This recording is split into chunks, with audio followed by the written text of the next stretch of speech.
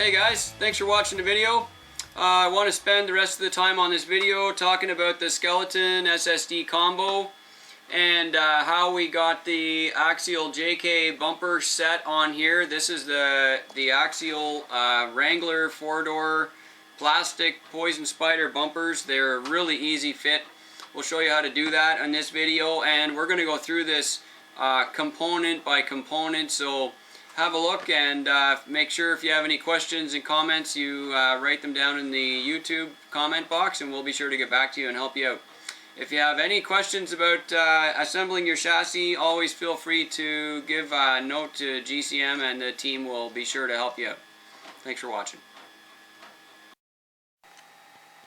SSD did a really good job on these axles. So they're injection molded plastic, but you can add all kinds of extra accessories. Like on this D60 build, we put on the aluminum bearing cap as well. Our favorite shocks for these skeleton chassis, if you're going to use links in the back and you need an upright shock, we like a 75mm shock in the back. That gives it a nice amount of drop out, it gives it a nice amount of wheel stuff, and the travel seems to work great. In the front we use Axial SCX10 shocks, and because of this SSD build we put his knuckles and steering and CVD components on it as well. It's a pretty simple setup using an Axial SCX10 shock. You can adjust your ride height with the frame mounting at the top to give you how much height you want from the wheels, and of course the axles look scale. They give you all kinds of clearance, and even with these smaller Dick CPEC tires, 1.9 tires, Fun Countries, we've got lots of room. The links fit in. It's a perfect match for using the SCX10 style of transmission on the motor mount, and you can use any large amount of drive shafts. There's so many drive shaft varieties. There's also a whole bunch of different hole mounting options for the front top link and the rear top link. You can see them all there, and the one that we like to use is generally the top row. This particular truck has a 35 turn brush motor in it, Solar 772 servo, and an all metal transmission. There's a bunch of different lengths of transmission shafts. And one of the things you're going to have to remember is that because the aftermarket varies so much, some of the components fit in slightly different places. They all fit, but the space that they take up is just slightly different. So keep that in mind. All your standard drive shafts will fit on our GCMT case as well, although some of the G-Made seems to be tight. In the back with the aluminum lockout, the axle's really clean, and we're very happy with the look on the back. We kept the plastic truss on the back because it's plenty strong enough for our scale driving. It's a 4-link, of course, in the back. The GCM Ultimate Combo kits all come with links and the Traxxas rod ends. They're a very strong combination, and you can see how straight the drive lines are here in this picture.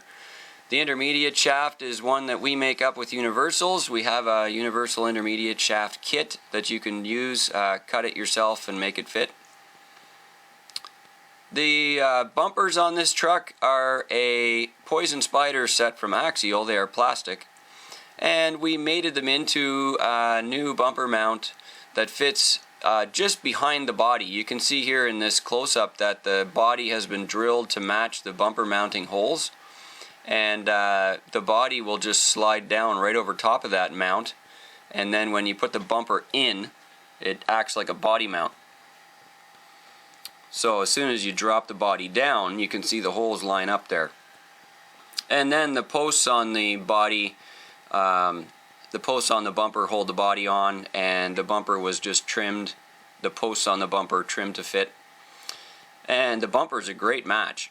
The Axial Poison Spider bumper is a really nice match for the 2-door JK body in its size, and you can see it just fits right in there. We put new pinholes in the back of the bumper posts in order to just pop them out on demand and get the body up and down. In the rear it's exactly the same. So the rear, we have a bumper mount in the back as well. We drilled through the plastic body in the right spots to make the rear bumper fit.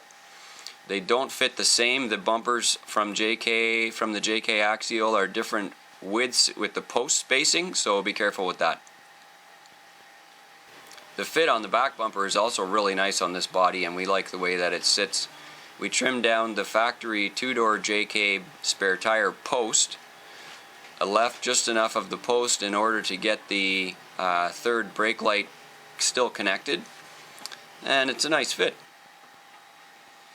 You can see here from the scale diff cover, you start looking out on how the package is going together, and you know, it suddenly starts to take shape when it's all stacked together.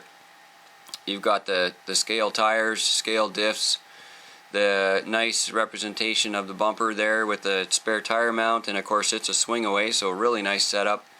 And we kept the third brake light, so it looks really straight and clean at the back. The body has so much detail. It's really fun to use these because you can come up with a beautiful scale truck in almost no time.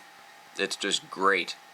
The interior work on these bodies is totally amazing. Of course, both the doors open, and if you take out a few screws, you can take the hard top off the truck as well. And with all of this scale detail and representation in there, it doesn't take long. Of course, the fit from this body onto a skeleton chassis is almost direct. There's no real mess to go through to put it on, and you end up with something that's a really good representation of a full-size Jeep. We love using the D60 axles on these. The combo goes together really clean, and the end result is a truck that looks fantastic and has excellent performance right out of the box. We're so very happy that we could build this truck as one finished product.